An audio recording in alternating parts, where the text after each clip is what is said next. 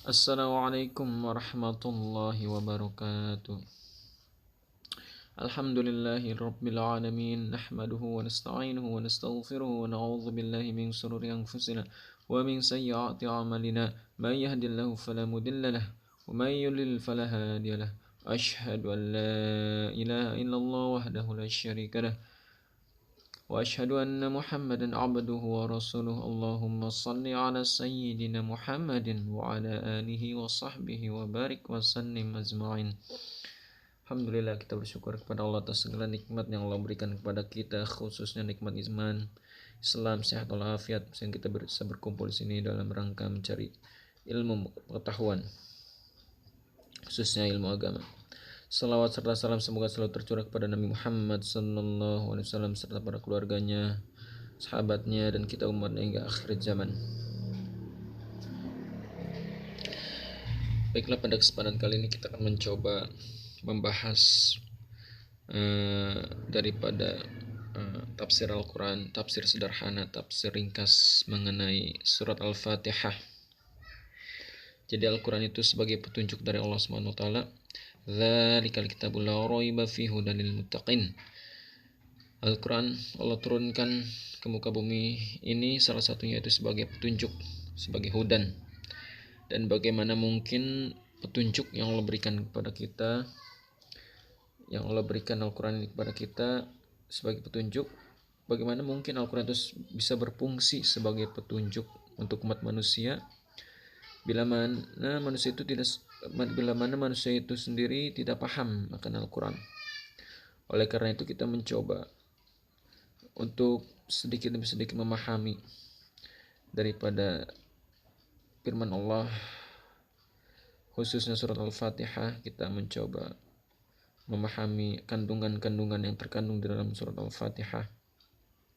Mudah-mudahan itu menjadi wasilah dari Allah SWT untuk menjadikan Al-Quran itu sebagai hudan, sebagai petunjuk dari kita.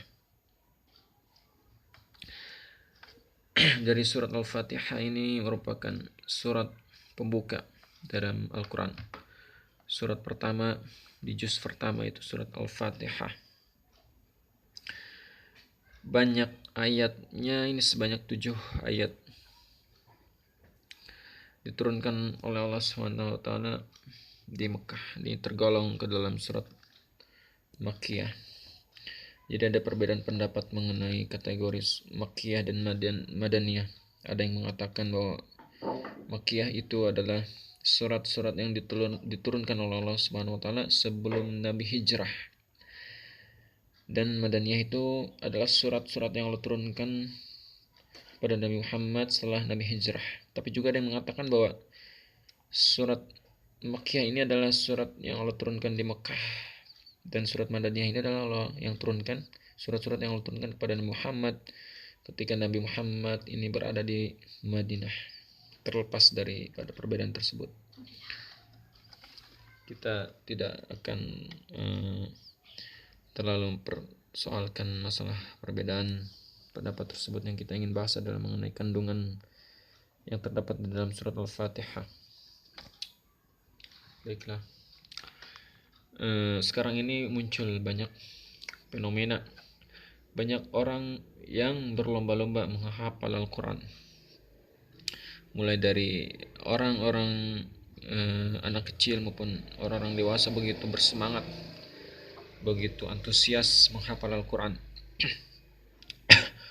Terutama anak-anak kecil yang kita jumpai, kita temui hafiz cilik.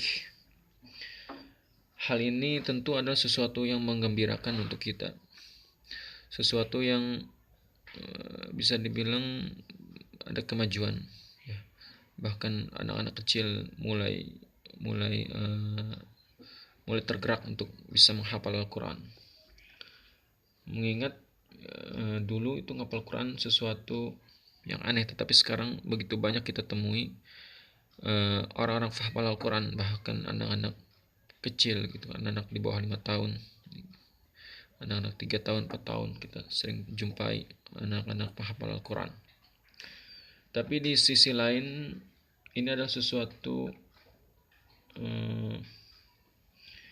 hal yang perlu dikoreksi, bahwa Al-Quran itu tidak sekedar untuk dihafalkan, bahwa Al-Quran itu diturunkan oleh Allah bukan cuma sekedar untuk dihafal, tapi dipahami, dan lebih dari itu yaitu diamalkan dalam kehidupan sehari-hari. Dan itulah tujuan dari Allah Subhanahu wa Ta'ala menurunkan Al-Quran ke muka bumi, itu sebagai petunjuk dari Allah, bukan cuma sekedar dihafalkan. Tapi sekali lagi itu suatu pencapaian perlu diapresiasi, bahwa banyak orang yang tergerak untuk menghafal Al-Quran, dan mudah-mudahan kita mendoakan bahwa orang yang menghafal Al-Quran, Allah bimbing hatinya, luruskan niatnya, mudah-mudahan ikhlas karena Allah, bukan niat hanya ingin mendapatkan gelar seorang hafiz atau penghafal Al-Quran. Dan mudah-mudahan orang yang menghafal Al-Quran dan ikhlas karena Allah, ingin mendapatkan keridhaan Allah, ingin mendapatkan rahmat dari Allah Subhanahu wa Ta'ala. Jadi sekali lagi Al-Quran itu diturunkan oleh Allah Subhanahu wa Ta'ala, tujuan utamanya adalah untuk diamalkan, dipahami. Tentu yang pertama itu Al-Quran diturunkan oleh Allah untuk dibaca, Iqra, dibaca.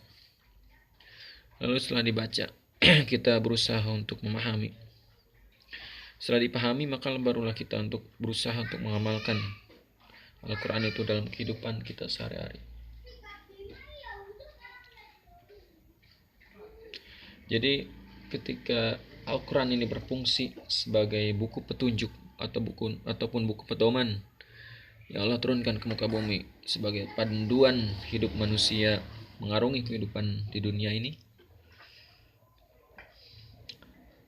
Jadi ketika seseorang itu menghafal Al-Quran, maka dia baru saja mencapai suatu sarana, belum mencapai suatu tujuan. Jadi bagus gitu kan, banyak orang yang menghafal Al-Quran. Jadi itu belum sampai kepada tujuan Allah menurunkan Al-Quran, tapi dia baru sampai kepada sarana untuk mencapai tujuan tersebut.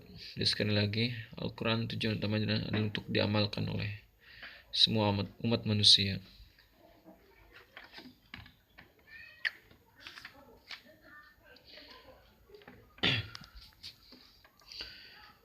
Jadi jika seorang cuma mengejar target menghafal, maka di sini permasalahannya adalah akan timbul suatu ketimpangan antara hafalan dan perilaku.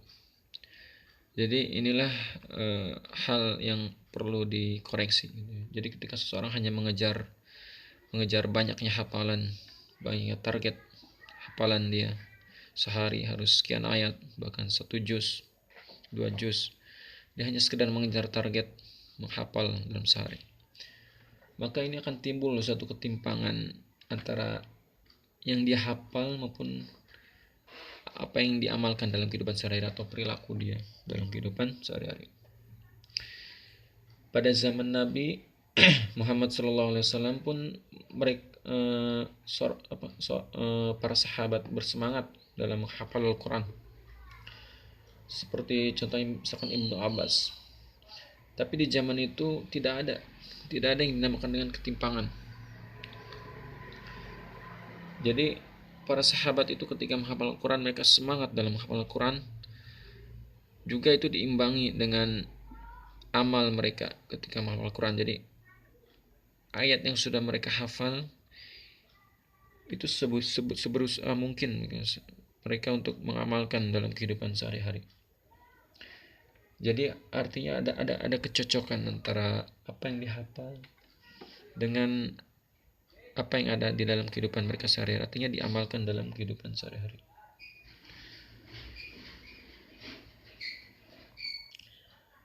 Jadi perkataan Ibnu Mas'ud pernah berkata, kami dahulu apabila sudah menghafal 10 ayat Al-Quran, maka kami tidak akan berpindah ke ayat selanjutnya sebelum paham dan mengamalkannya. Nah, inilah perkataan Ibnu Mas'ud. Jadi beliau berkata bahwa ketika para sahabat itu menghafalkan 10 ayat Al-Quran, Maka 10 ayat Al-Quran itu mereka tidak akan menambah hafalannya sebelum mereka paham dan mengamalkan Al-Quran. Jadi ketika 10 ayat mereka hafal, mereka berusaha untuk memahami dan mereka berusaha untuk mengamalkan, barulah mereka tambah hafalannya dengan hafalan yang baru.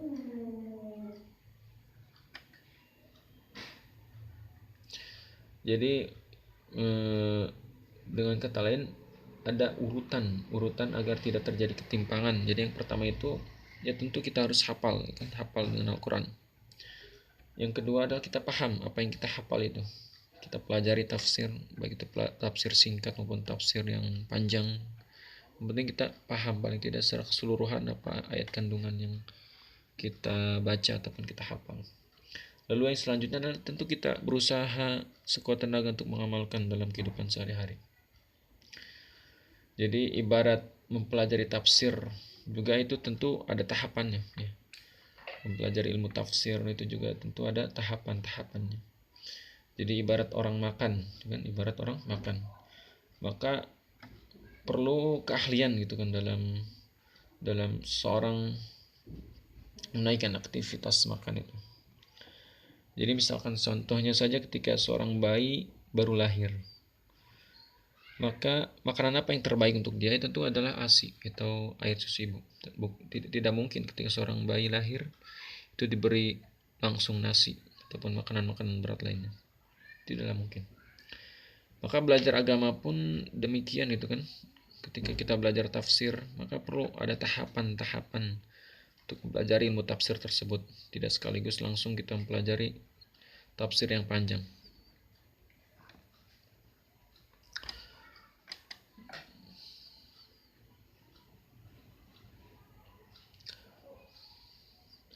Jadi ilmu tafsir pun demikian itu kan, ada tafsir dasar, ada tafsir menengah, ada pun tafsir lanjutan ataupun tafsir secara luas ya.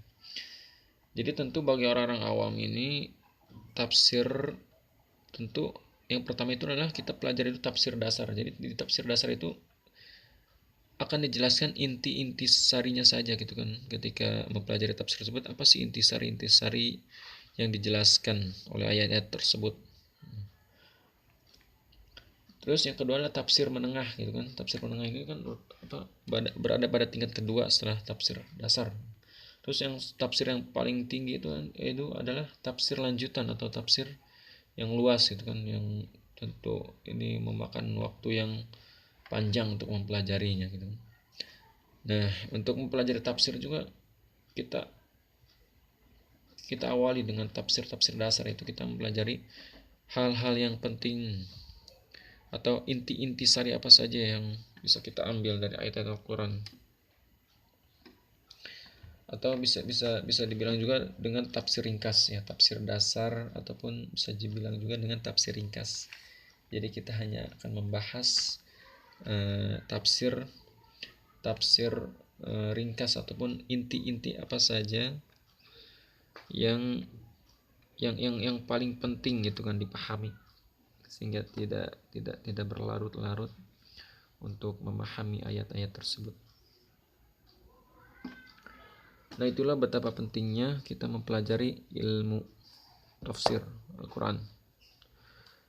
Nah, pada kesempatan kali ini kita akan berusaha untuk mempelajari tafsir ringkas ataupun tafsir dasar dari surat Al-Fatihah. Kita akan pelajari inti-inti apa saja yang harus kita pahami dalam memahami surat yang sering kita baca. Paling tidak 17 kali kita baca di dalam sholat. Mana mungkin kita akan mendapatkan kemukjizatan ataupun keutamaan dari surat Al-Fatihah bila mana kita tidak paham akan maknanya. Kunci utama kita mendapatkan keutamaan dari surat Al-Fatihah ini tentu kita harus paham dulu. Maka dari itu pada kesempatan kali ini kita akan berusaha memahami surat Al-Fatihah ini mulai dari ayat pertama sampai dengan ayat ke-7. Nah, baiklah, kita akan mulai tafsir ini dengan pembahasan pada ayat pertama. Di ayat pertama ini dibuka dengan kalimat Bismillahirrahmanirrahim.